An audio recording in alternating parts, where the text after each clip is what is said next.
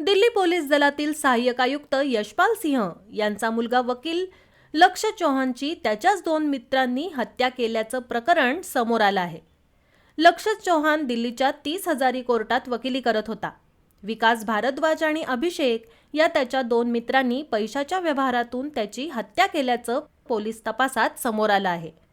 हत्या करण्यासाठी आरोपींनी लक्ष्यला हरियाणामधील सोनीपत येथे एका लग्नासाठी नेलं।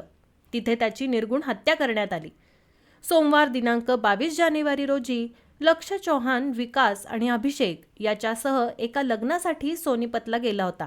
मात्र दुसऱ्या दिवशी लक्ष्य घरी न परतल्यामुळे वडील आणि पोलीस आयुक्त यशपाल सिंह यांनी तो बेपत्ता असल्याची तक्रार नोंदवली।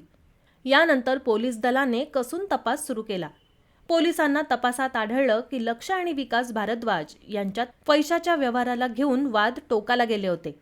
यासाठी विकास भारद्वाजने लक्ष्य चौहानची हत्या करण्याचा कट रचला।